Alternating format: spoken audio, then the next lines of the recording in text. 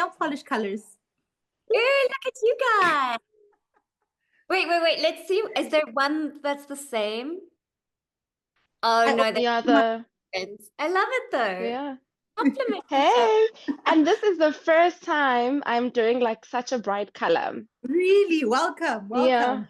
What do you Which guys is think about that, by the way? All of those like getting granted asylum in the States because you're persecuted in South Africa. You know what? Honestly, this is like what I've been saying, that the ones who want to leave must leave. But because like what should happen is when you go, You your lose some citizenship of South Africa, yes. totally. so what Zimbabwe did during their thing. I'm not in agreement with what they did to Zimbabweans because Zimbabweans are actually fleeing actual persecution. But one of the rules when you seeked asylum, Mm, if you got asylum in a different country, the rule was you are not allowed to return until the government changes because what you're running away from is the current standing government. But that was the rule. If you get asylum, wherever you got asylum, don't come back until the government changes because you got a problem with the government. So maybe that's what Cyril needs to put into place, that whoever goes to America and seeks asylum because we are persecuting you, please don't come back until we're done. Let us yeah, continue. because like why When we are done, why then would you want to come back to a place where you are being persecuted, where terrible things are happening? stay there. Like stay in America, be a farmer there, be racist there. And the thing is, like, because the thing is, the most of the ones who leave anyway, because like the ones who actually own the assets in South Africa, who have the wealth, they will never leave. Those ones will never No. leave. Trust and believe. Yeah, they know they're onto a good thing. Like they know that if you look at the statistics, like the socioeconomic statistics, they haven't lost wealth, they've accumulated wealth. Like with the first democratic election. They're doing fine. Mm-hmm. Yeah, the whole like and then the whole like violence thing, sure there are farm deaths, there are murders on the farms, but to what everybody's saying is like we live in a country that has really high crime rates and it Because doesn't Yeah. distinguish between race. If you're white, you experience crime. If you're black, you experience crime. It doesn't mean you're persecuted because you happen to experience crime in a country that has like one of the highest crime rates in the world. And by virtue of calling out one crime, which is the farm violence, the farm killings, let's call on let's talk about asylum seeking for all females because every female in South Africa stands potential, that there's potential rape or something is like to a woman. How's about you put it that way? Maybe we can have that conversation. But if we're talking about a specific race, then we're just like, nah, this is a race. You're just inciting and encouraging racism in a country that has fought so long to eradicate that concept. Yeah, totally. And you're so right, Terry. We fought so long. That's what's so, I think, for me, I'm trying to find the right word, what it's like for me to be a white South African in this year with like everything that's happening with Elon Musk and with these like people seeking asylum in America and stuff, because I thought we had come so far. Yeah. Can I just say, guys, boo to Elon Musk. Gosh, they can keep him as well. Well, I feel like I owe, like, as a South African, a white South African, I owe the world an apology for like Elon Musk, like being created and raised. Like it's embarrassing. It's so embarrassing. And what's worse is that he's not the only one, that he's No, got he is. people who support him. Yeah. I But just like also, go ahead, Kay. sorry, can I just ask, like, why is it that like, because it's actually funny that you say that to me, Kirsty, about like how you feel embarrassed because of Elon Musk, right? Why is it that whenever there's someone who looks like us, who looks like you or you're part of your race, or whatever, does something embarrassing, you just think like it just automatically goes to your mind. We're like, Ish, man, you're setting us back as a people. Because when people meet me, they're gonna think I think the same way You're that one of them. Yes, exactly. Yeah, and he's not the only one. So like you go to Bryce or whatever and you're like, do you guys think like Elon Musk thinks? Because then I don't know how I can be friends with you. Like, but maybe I'm also related to you. Which is- Maybe you're my aunt. yeah. So I Yeah. don't. Okay, so Yeah, you no. feel embarrassed, well, as South Africans, to have like Elon Musk come from this place because you're like, he's not a comment on me as a person. I mean, I wouldn't say that I feel embarrassment in terms of like Elon Musk. It's just like a matter of like, I don't know, it's just like, yeah, there he goes, showing exactly who he is, like to the world. But then I feel like with Elon, it's been like a thing with people that just have kind of known what kind of person he's like. Yeah. You know, it was actually so funny to me as well. Like I recently saw on TikTok that like the percentage of like white people in the world is like I think about 12%, Ah, which is mad.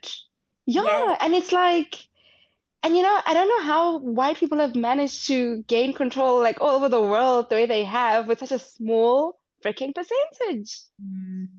No, that is crazy. How? Crazy Yeah, good. because it feels like wherever you go, white people like have like made their mark in. Yeah. Do you know what I mean? Like wherever you go, they are like the superior, like they are the superior race. So there's that big book that came out like 20 years ago, which was like Guns, Germs, and Steel, which basically said it came down to like who had the guns, what happened with the germs, like who got infected with what, and who had the industrialization power thing. So basically, like if you had those resources, then you were lucky enough to become rich. But I will say, I think that there's something more about being willing and able to exploit people and feeling like no compunction about exploiting other people that makes you get to a place. I think it's an individualistic kind of culture, you know, where you're like, Mm, well, I need to make money and I'm not going to judge somebody else who makes money by paying those guys like I don't know, fraction of what they deserve to be paid. I don't know. I think that there's a problem with mm, when you can exploit other people so that you can accumulate wealth that maybe is uniquely a Western kind of a white, traditionally white mentality. I don't know. And yeah, Kirsty, I think the mentality that dates back to colonialism, if we're very honest with ourselves, Yeah. where if you look at the countries that colonized um, Africa, you're looking at European countries where what was the race of these people? They were white people. And so I think that's where it stems from, to a point where regardless of whether or not you are first generation colonizers, for lack of better words, whether you're first, second, third, whatever it is, there's just an element of that superiority was built, that standard of who is better than the other was built then. And as a society, as human beings, we just haven't moved away from that. And it's in so many areas. To be honest, I think subconsciously, in passing, I think there's also been times where I've also possibly felt like maybe I'm not as good as the white person around me for whatever reason. We might be in the exact same school, we might be wearing the exact same uniform, but there's just been something that just gives off an edge of, okay, cool, that is a superior person from what I am. And we've just grown with that. So I guess it's this colonialism mindset that is still engraved in us mm, in so many ways. So a point where even though we're not colonized by these countries anymore, whether you're but white mentally. person who mentally, that colonialism still exists subconsciously. Sure, that isn't. Mhm. And actually, you know, kind of going back to the thing about why am I embarrassed about Elon Musk? The other thing I didn't say about moving to Ladysmith was like, so I'm consciously trying to have the social courage not to be sucked into the vortex of a white-only society that still centers. Kirsty, can I ask why you moved there? Just out of curiosity. Asked me like, what? I was like to ask earlier, why Karoo? I was just curious. Now I'm like, let me ask it now. Mm, Because the short answer is my aunt lives here and it's Okay. close enough to Cape Town that when I got divorced, I could get my furniture Okay. my house and put it in this house. So it was Okay. like I bought a house so that my furniture could be in a house. Somewhere. Okay. yeah. There. But so I'm still trying to live in a community where I'm not being sucked into the predominant culture. So I've like last week I went to this this place that kind of does, I think they do a bunch of different work, but they work with kids, they work with youth, they work with people in the prisons, like they do a lot of great work. And so I'm going to volunteer there. And like so I'm going, but I can't speak Afrikaans. And I get that I go there and like I'm trying to talk to these ladies and they're all in the kitchen like peeling potatoes and stuff and they seem lovely, but I'm shy and they're all colored and I'm white. And so I walk into their kitchen and I'm like, "Hoe gaan het met julle?" And first I'm like, do I say yo or is that just I don't even know if that's disrespectful to say yo or whatever. So I'm like, oh, and then I said, "Hoe gaan het?" And they like go into this lovely conversation, but I don't know what they're saying because I can't understand Afrikaans. So then I switched to English and I'm like, hi, everybody. And so automatically I'm like, I probably seem like a snob where I'm not communicating with you in the way that you've been really warm and friendly. And then all of a sudden I'm being snobby. And then I'm like, I'm looking for Auntie Glenda. And then I was actually talking to Auntie Glenda, but I didn't realize that I'd met her before, but there were like lots of women I met before, so I'd forgotten who's who. But then this other woman starts laughing at me because I'm like, I don't know, look like an idiot. But then I'm like, I feel like such a fool. I feel embarrassed. And I feel like you guys probably think I have like some white savior complex walking in here thinking I can like speak English and like save what, like I don't know. It's hard to escape whiteness is what I'm trying to say. It's such a barrier to like relationships with people. I think I come off snobby when I'm not trying to be snobby. I'm just a little bit shy and I don't know the language either. I'm finding this so interesting because my advice to you would be your awareness sets you off above many people, because there are many people who are unaware, who proceed and they're not even cautious or conscious about what is happening. So that just shows where your heart is. And I hope that you continuously going to this place, just they're able to see your heart, that she really is here to volunteer and just help the community also. So that's my hope for you. But the way you've expressed it reminds me of a friend of mine in Erbil, and was American, Black American, but American, and she had an American passport. And Piper, therefore, with this American passport, Piper could travel wherever she wanted to, whenever she wanted to. I also had another friend, he was Canadian. So Jenny was a Syrian Canadian, but with a Canadian passport. Okay. Now, the difference between the two people was the awareness of privilege. Like Piper was unaware of the fact that her passport, even though she was Black American, gave her a privilege, just in terms of travels, just in terms of securing a job. Even in SABIS, the salary you got sometimes was determined by the passport that you had. These were things that we discovered once you were in the system and you're having conversations.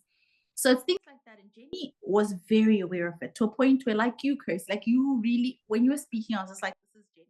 This is my Jenny.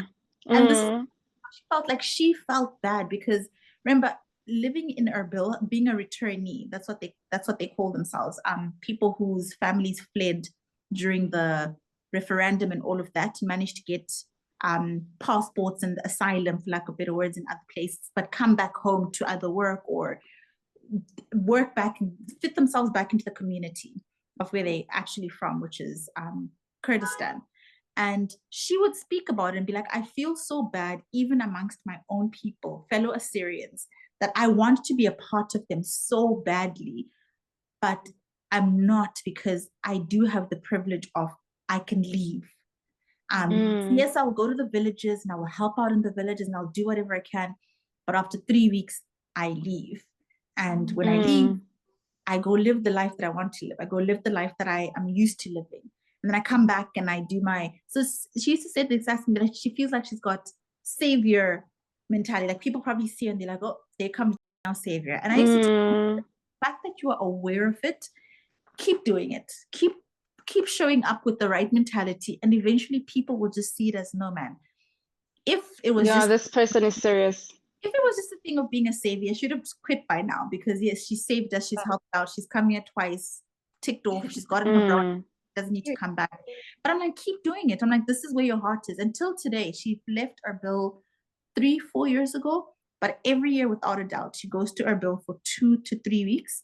And she travels to the villages with another group of Assyrians, and they just do work in the villages, spend time with the communities, do whatever they do for those 3 weeks. And then she goes back to Canada because she just happens to have that passport, and that's where her family lives now. So yes, keep going. Your heart will show itself eventually, and they will catch Yeah. No, I agree with her. That just by being consistent, like people will see like, oh, this person's actually like, like their heart is in the right place. But then also just to go back to what Tari was saying about like being a Black American and not being aware of like the privilege that she has. I don't know if you guys are aware of like the Zulu parade that has been happening in America, if you guys have heard about it. I saw something on TikTok, but I didn't. Yeah. So in America now, and I just hate to make this conversation about Americans, but like in America right now, they have like this thing where they have like a Zulu parade in New Orleans, right? And it's supposedly they're using our name, so it's like the Zulu name. But like their thing is it's not representative of the Zulu culture in any way. In fact, like they're using blackface and it's very like caricature kind of vibe. Like it's just not in any way about like the Zulu culture. And so now what we as the Zulus have said, when once we find out about this thing, is like, hey, maybe change the name, make it ZOOL. We're not gonna care. Or maybe add an E after the word Zulu, so that it's not representative of the Zulu culture. Or just like represent the Zulus the way that they dress, like how they are. Accurately. Right? Yes, Wow. exactly. But then, and like strangely enough, they are the ones, these Black Americans, who are constantly complaining. If anyone, like, what is it, does braids outside of the Black race, are you appropriating or whatever? And if people are like, oh, it's Viking, what? People are like, no, it's like a Black thing. You know what I mean? And then we will stand with them because, like, yeah, why are you appropriating, Like, the rest of the Black nations, Caribbean, African, wherever these Black people are, we will like stand by them. But now here they have a moment to like actually be in a moment of like learning, of being like, hey, these are people from a particular culture in South Africa saying that they don't like how we are representing them. Like, we also don't like it when other people misrepresent us. So like, let's also not do the same. Let's not do what people like that we complain about people doing to us. And they're not getting it.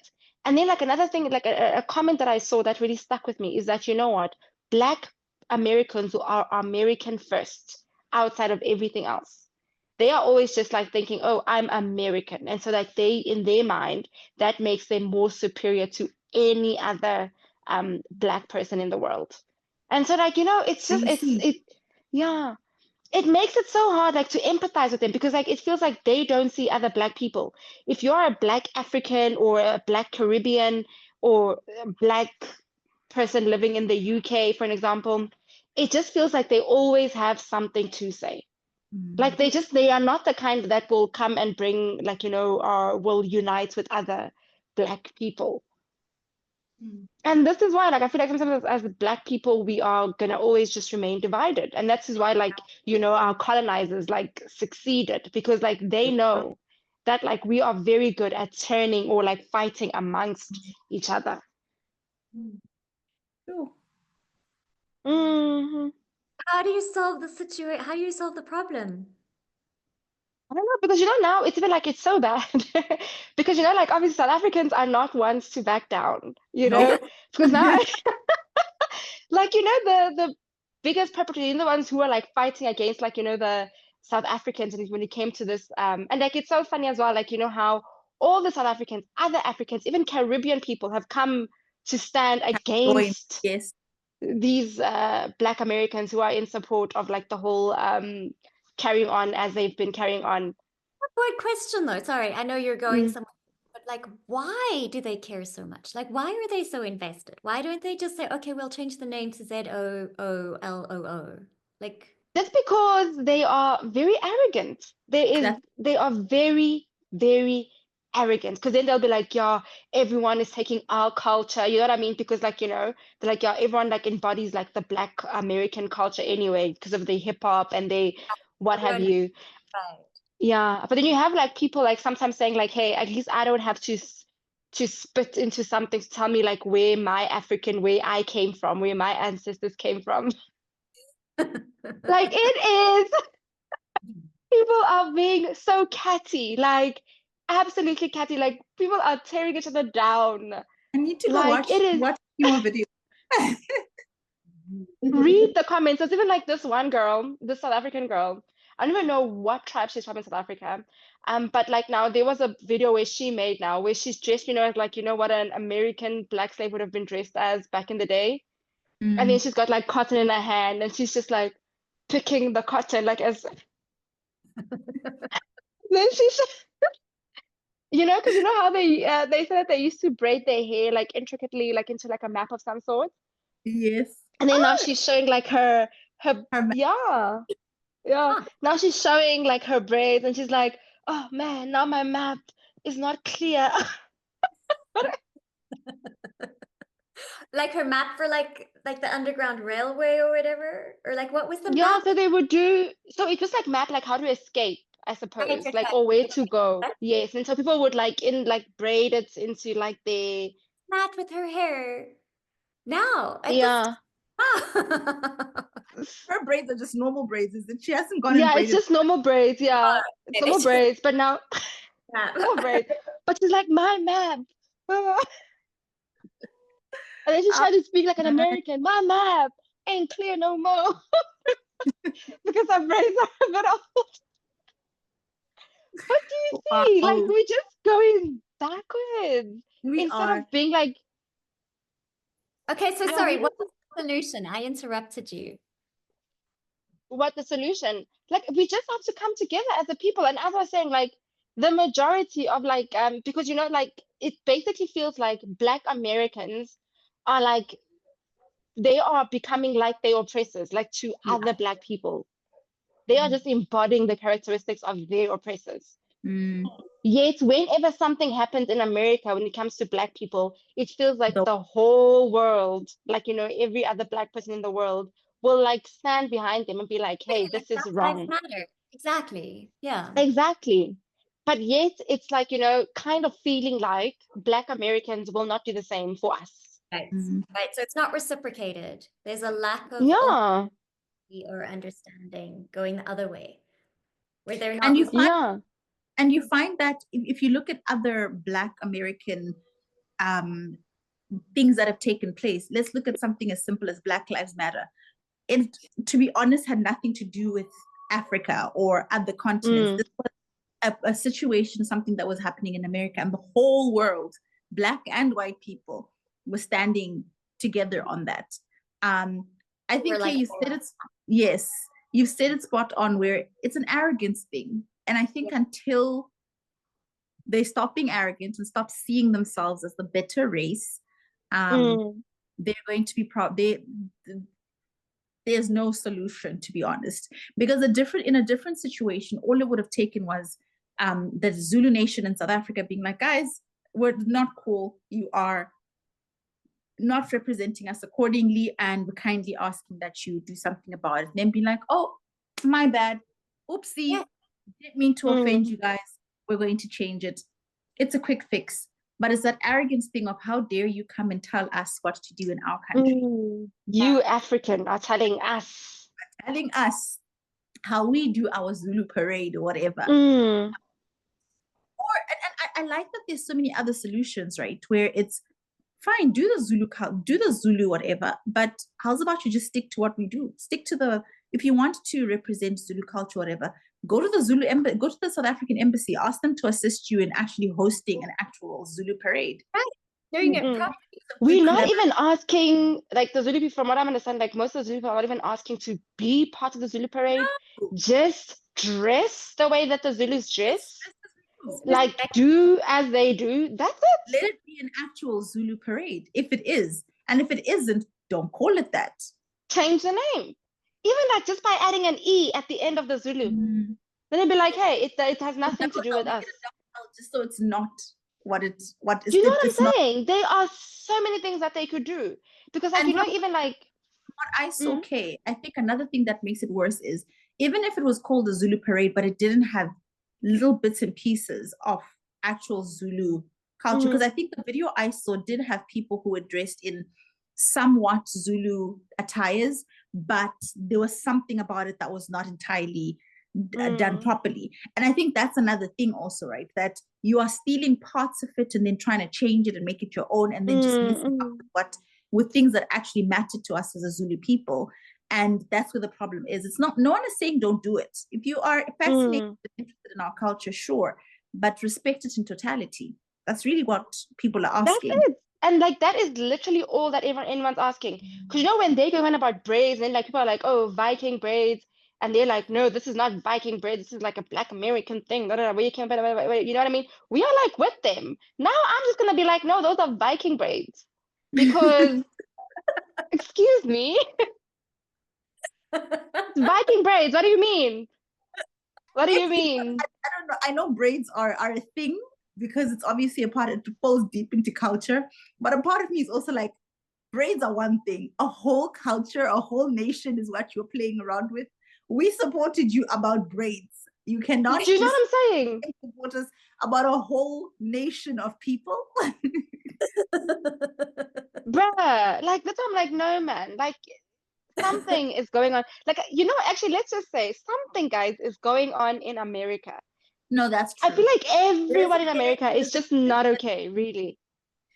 And you know, you get a few. Yes, which is always the case. You always have your few that still like are decent people.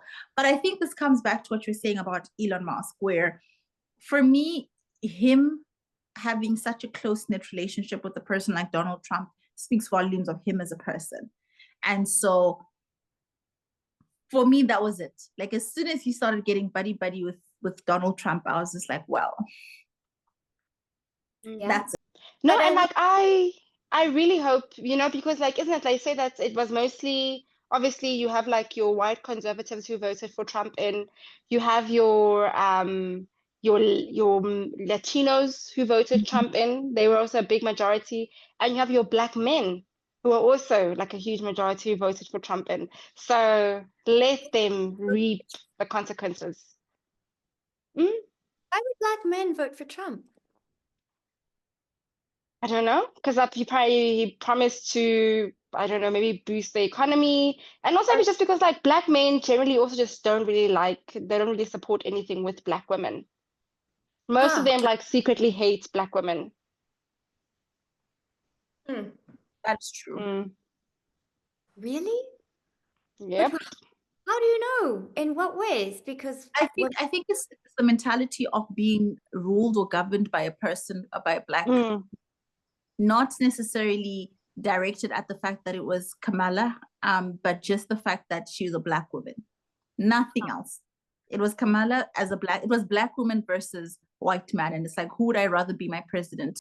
Because it just feels like sometimes like the white women, they can be very sycophantic, you know, or just like very... Sycophantic.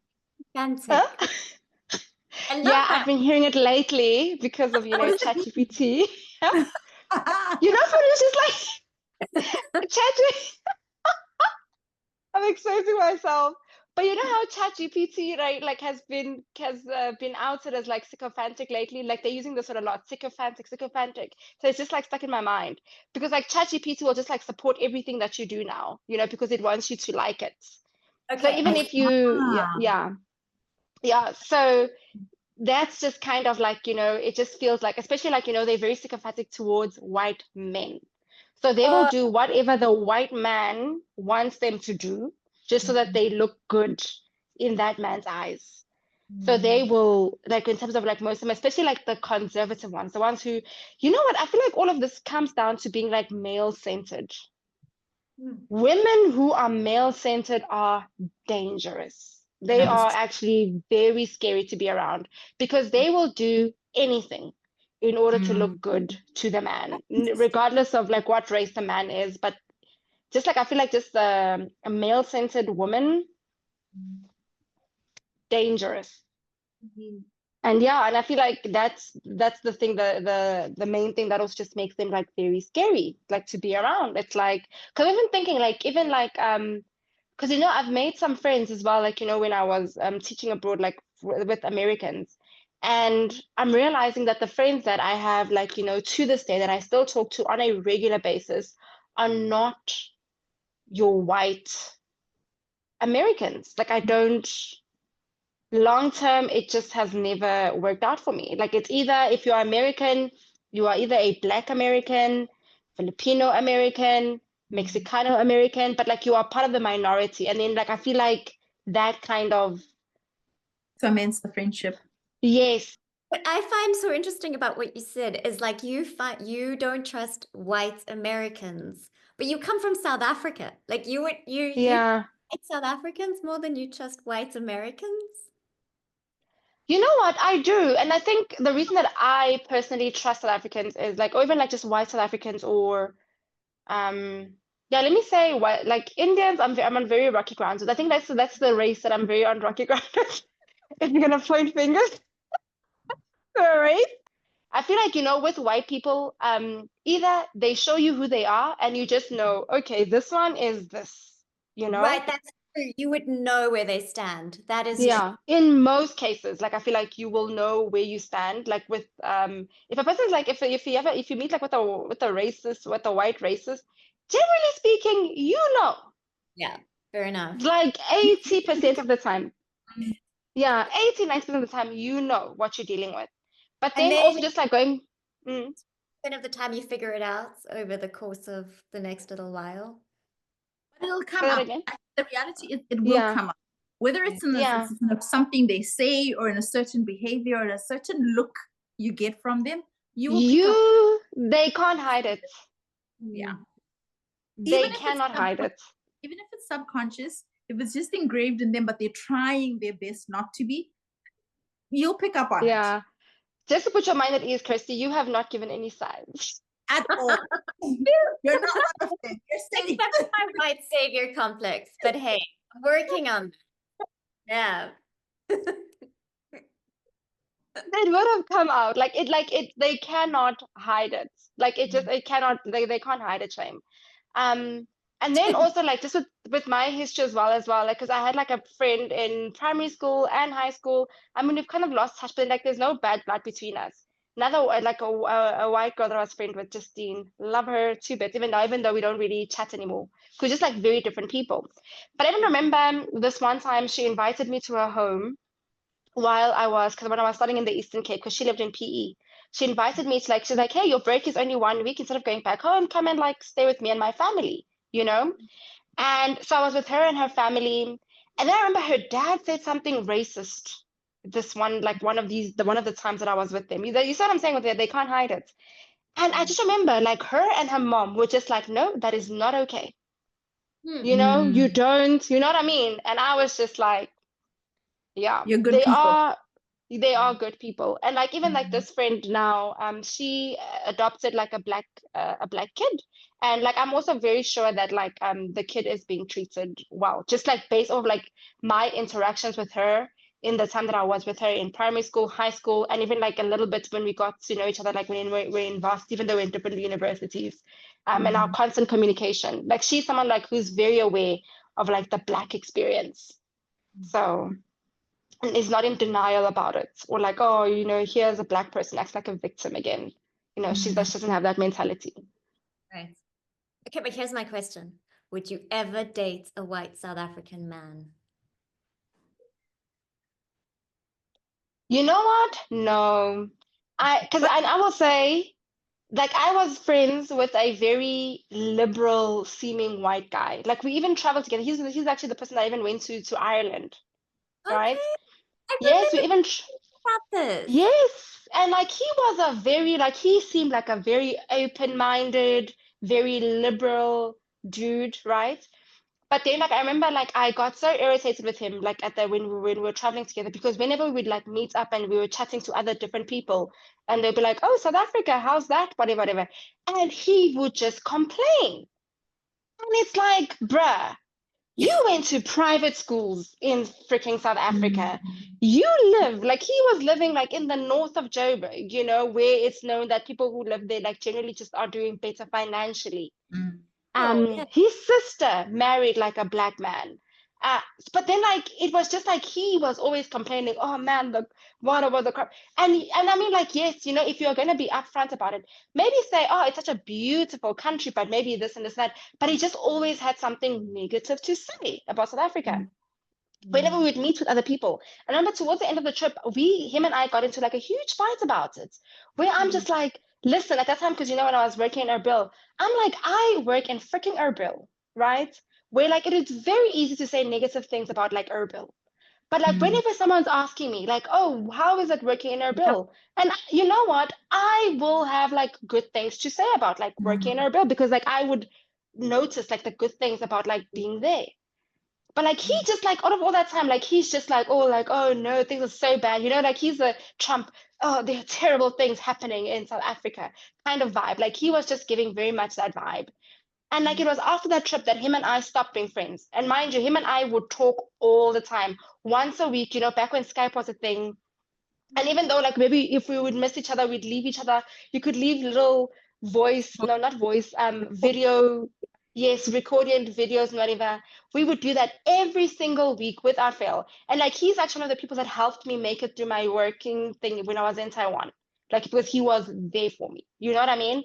But then like when I spent like a lot of time around him and I just realized that like he is just one of those people like, oh, stuff terrible, terrible.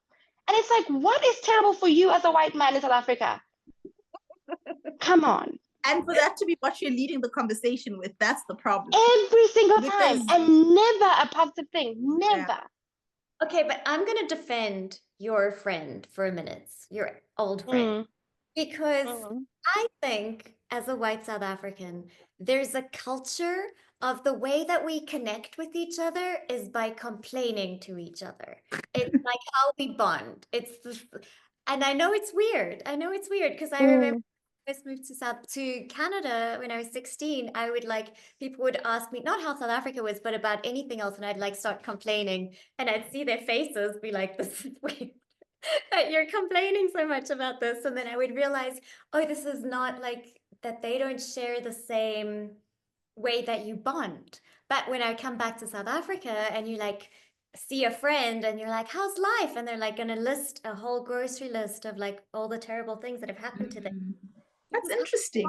With each other, we complain. Very good at whining. And I think bonding. Yes, that's how we bond. We whine to each other. And Trevor Noah actually, he had a skit about this, about like white South Africans complaining all the time. We're really good at whining. It's just, yeah, I don't know. But why do you guys? Guys, like, what are you about? Yes, what are you complaining about, guys? I don't know. Maybe some people just love South Africa more than others. I don't know. I don't know. I don't know. I think that they do love South Africa. They just don't know how to express their love for South Africa. You know how like some people say joyfulness is a very vulnerable emotion? I think that that's some people that they just it's easier for them to complain. They assume that the other person's going to commiserate with them and be like, oh yeah, that's really hard. And maybe it was tone deaf on his part because these Irish people are probably like, dude, because they like the Irishmen, like Irish people have gone through their own like hard. So as a white South African to come and complain about like, I don't know, whatever he was complaining about, I get it that they're actually not going to relate to him. And I think that was my experience in Canada is that I realized, oh, these Canadians are not commiserating with me in the way that I need them to. Exactly. Yeah, because I remember when I was in Taiwan and I met this white South African and he was racist for things that he said. And I was just like, what? Even outside of South Africa, you are like this. You are not. You think it's safe to be like this. You know what I mean? And that's the thing, like I found that most of these South Africans, like when they leave South Africa, then they feel like they can be more racist. And then they go and they teach the other white people that they meet in other parts of the world, like, you know, South African This is what racial slurs. Yeah, Really, sorry, my they dog is teach them that. going crazy. I'm gonna put her out. Yeah, Something like, let's see her. Where is she? you know, it's Oh, hey, what's her name? Bessie. What's her name? yes. Sorry, she was humping my leg. I had to.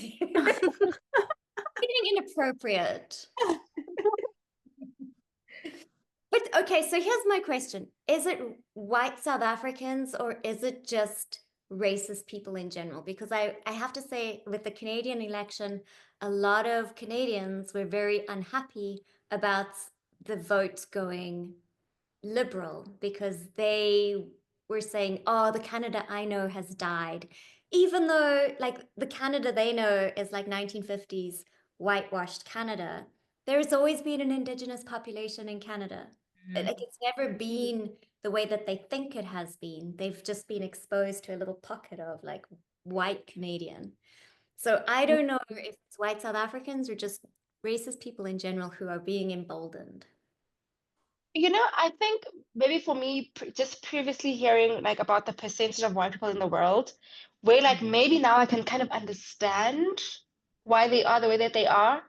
I think they just feel that they need to protect their race. Because I mean, like maybe, and maybe the way that they act is because like their race is like in a very small number, and so they need to feel like they need to just establish their dominance in terms of like, you know, with other races and what have you. And so it doesn't excuse their behaviors, because I feel like there's other ways you can do them without oppressing other people. You know. You don't have to protect your race. Like, I was about to say, yeah. sorry, what were you? Sorry, I was about to say the exact same thing, that for you to get to a point where you feel the need to protect your race because you're a minority, that's a problem.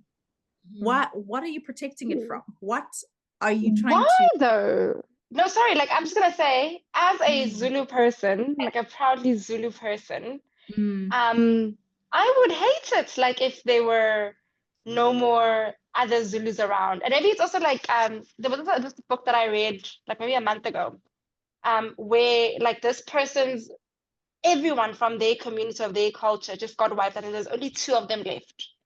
There is something, you know, about, I feel like your culture or your race or whatever, it gives you like your sense of identity. Maybe And you it know, was so yeah, so like for me, like just as a Zulu person, and like, you know, even though maybe other Zulus might reject me because I don't speak the most fluent Zulu, you know? And like, you know, there are some cultural things that like I'm not in, like where I'm not like seeing the way I'm like, oh, I don't really understand this cultural thing that's happening. Like to me, it feels very like oppressive in some way. Like for an example, like, you know, when I was at the wedding, where like, you know, women are walking around, you know, showing their breasts and what have you. And it's only like the virgins who are allowed to do that, right? It's not a virgin anymore through the testing, which also doesn't feel very legit to me. Then you can like be part of that community that walks showing their breasts proudly and what have you. And then like to me that also feels like misogynistic, you know. But then also there are like so many other aspects of my culture that I think are so beautiful, and I would hate for it to like die out, you know. So I can understand people wanting to, and maybe it's maybe like, you know, the Zulus are the white people or like the white oppressors of the other African tribes, I don't know. But I just think that like I can kind of understand, like, you know, just wanting to uphold your identity and wanting it to carry on throughout the ages. I'm going to say I agree with you. There's definitely a sense of identity there. But what are you holding on to your identity at the risk of? Are you holding it at the risk of somebody else losing theirs? Is that, I think there's a fine line there. Like, you being Zulu doesn't mean that the next person is not as important, or their identity is not as important. And I think that's where the fine line comes in.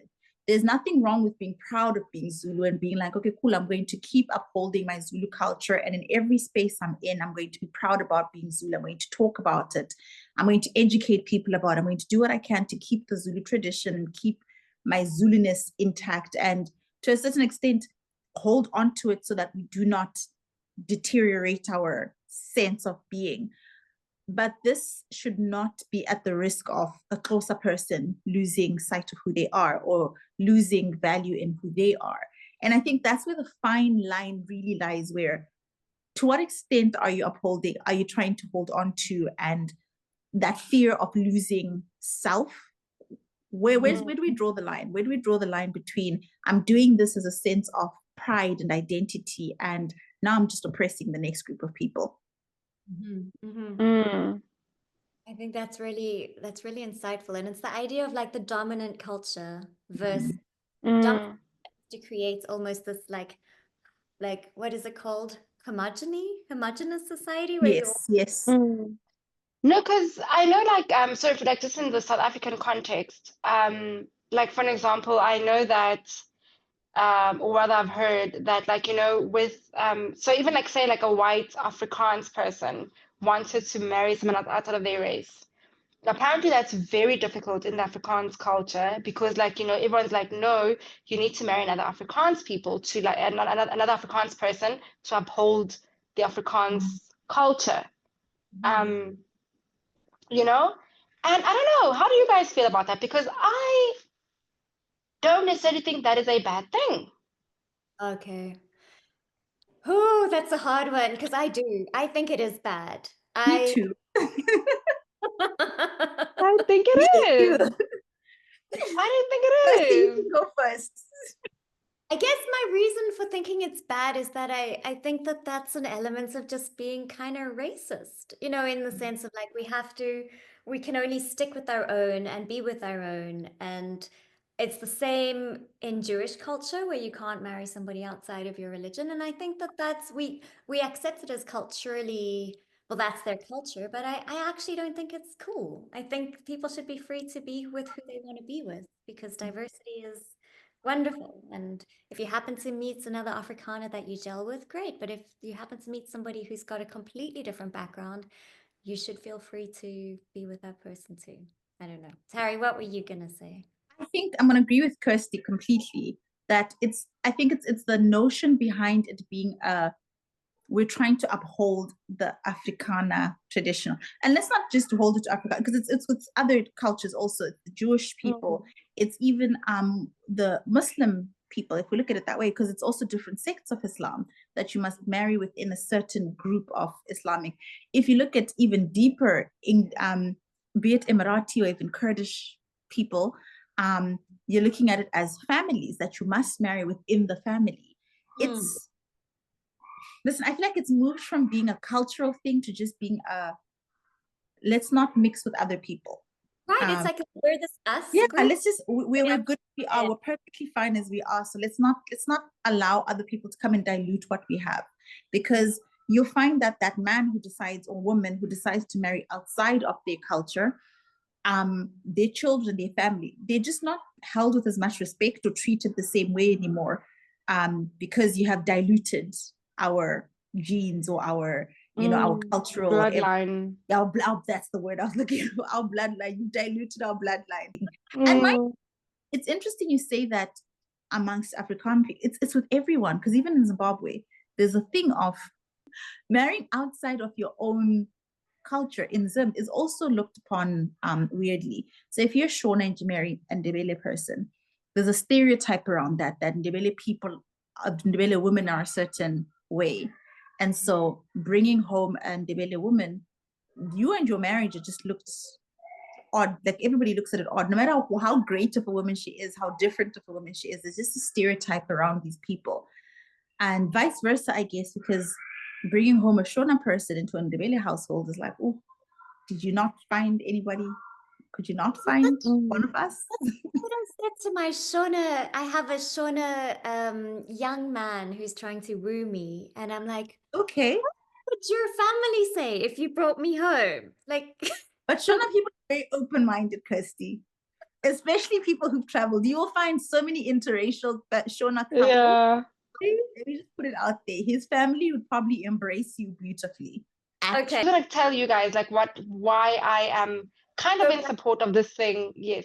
Would you marry a Zulu man? Is this what you're telling us, Kuliwe, that you're only gonna marry? No, because like I feel like the Zulu culture like is good. Like they're fine. But like if I felt like they were under threat in some way of like, becoming Extinct or whatever. Yeah, then I would be like, okay, I need to do my part. I will do my duties. But no, because like, the culture is beautiful. I think it's a beautiful culture. And it's been ongoing for so many years, and just for it to die out of like, like that's very sad to me. Like that makes me sad.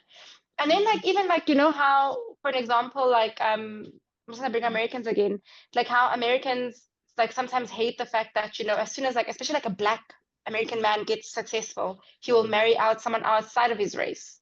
Where so it doesn't feel like he's keeping the wealth in the Black community. I see what you're saying. I see what you're saying, and I totally respect your point of view. I do. So what is it? Like putting you on the spot right now, so maybe you need more time to think about this, but what is it about Zulu culture that you find sacred, that you would want to be cherished, apart from like hot Zulu men that are like uber masculine? The dance. It's so funny because like guys, I do not think I could like marry a Zulu man. Like it's very funny because as much as like I love their masculinity, I just feel like they are too dominant for my liking. We are gonna clash. And I love seeing other cultures too. I love seeing the Tswana cultures when they're doing their thing, the Sotho cultures when they're doing their thing. I think I just love how diverse we are, and I want to keep the diversity. I get you. Yeah, I think that's the thing. As you were speaking now, I was just thinking of I love watching wedding videos, and I love watching traditional wedding videos. And there's nothing more beautiful than a union where it's two different cultures, like a Zulu and a Xhosa wedding, where they've got the Zulu part of the wedding and then they do the Xhosa part of the wedding, and it's a complete attire change. But it's the beauty of it for me is when both families embrace whatever we're doing now. If we're on the Zulu side of the family, we are wearing our Zulu attires, and that's what we're doing. We're doing the Zulu traditional dances. And let's say it's the groom side that is Zulu. The bride and her, sorry, there's children in the hallway. I don't know if you can hear that. I apologize. Yeah, but then with that being said, though, I do feel like, and this is not me saying that I'm like against interracial relationships or intercultural relationships or what have you, but I feel like in terms of like those kinds of relationships, there is always going to be a particular culture that is going to be upheld more than the other one. Naturally.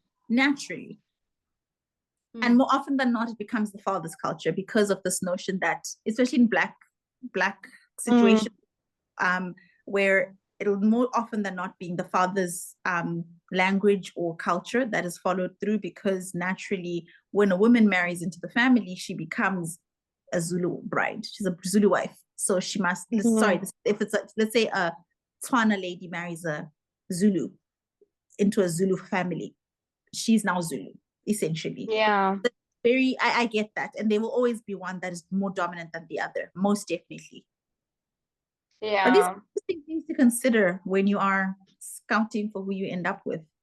Just these are interesting conversations to have on initial dates. Yes. Yeah. Because we don't think about these things. Yeah, we don't. Or we don't think like it's as important. We don't anticipate that you're going to be losing this, like losing your culture. Yeah. Interesting. Very interesting.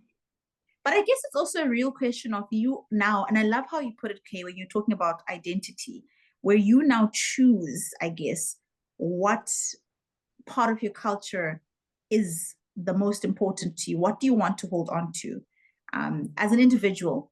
And then what do you want to carry on?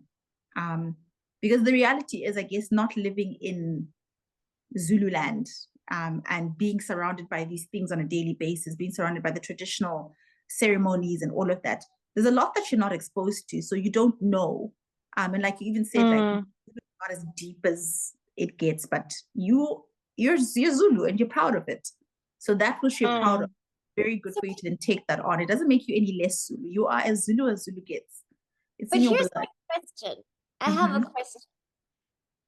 Is the Zulu culture and the Shona culture changing with the times?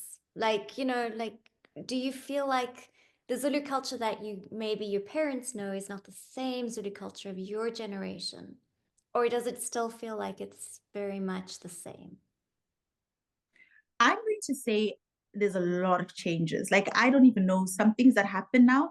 I'm like, is this cultural or is it just people who've added a twist to it and added and spiced things up a little bit for themselves? I'm talking even as far as food goes. Okay. Where even our traditional food is no longer as traditional as it used to be. Mm. There's been so much diluting and But isn't that just urbanizing. culture changing? Well, hasn't And it it all? is, and it's very, and it's normal, Kirsty. I feel like it's very normal for this to happen. So I look at the Shona people. I think we're also disadvantaged in the fact that we don't even have an actual traditional attire, to be honest. And okay, I guess we do, but it's never been a thing. Shona people, our traditional attire should be very similar to, for instance, the Zulu attire, where it's animal skin. That's what it should be. Mm. But no one acknowledges that as our traditional attire. We've gone and we've taken parts of African print and we've just turned that into something. You even look at a traditional wedding. What a lobola ceremony, which we call a Aurora ceremony, used to be back in the day and what it is now, that's two different, it's totally different. There's been so much urbanizing and growing, and certain things don't mean as much anymore. Certain things mean more than they do for other people. And then it's also really changed from household to household because of things like families that have moved abroad and come back with different mentalities and different ways of thinking and different ways of looking at things. So there's been a lot of changes that I think are inevitable just by people growing and people modifying and diversifying and mixing and learning from other cultures and other people. We've stolen a lot from other cultures. I kid you not. There are things that we do now in terms of like dances and, certain attires at lobola ceremonies that I'm just like, this is very Nigerian. It's got nothing to do with us. But that's where we've taken it from. And you can see that this is nothing to do with it. But you see it being a thing now. This is what people have taken from. That's so interesting. It's such an evolving situation, but there's little to nobody who's found fault in it. So even this conversation has me very intrigued, because I must say, and I'll give this to especially cultures like Zulu, Xhosa. I think most of the South African tribes have really, really, really made it a thing to hold on to culture very tightly. And I respect that. I really do.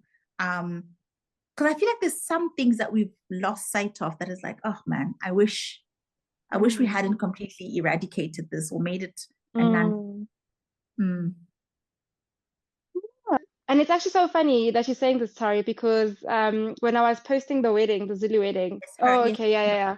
But then she was like, she messaged me privately and she was just like, oh, I'm so glad that you are posting this. Like, she feels like that the African culture is dying in some way. And then like, I even remember as well when I was like at the wedding, I was just thinking like, wow, like I'm so glad that even though I don't agree with everything that people are doing, like in terms of these cultural things, like there was a part of me where I was like, I'm so glad that they are still doing this. Like it's beautiful and I don't know, I think maybe the older you get, the more you start to appreciate like the culture of like things and like how people do things. Yes. Actually, you're so right, because when I watched that video, I thought the same. I was like, wow, this is something sacred and really precious that you need to protect. Also so community-based, because it was exactly. so many people gathered for two people's union.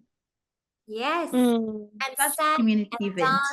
And it wasn't self-conscious. I think that's what I could appreciate so much compared to a Western ceremony where everyone's stiff and in their dresses that are like cinched and, everybody else and very stuffy compared to that celebration, which was just a celebration.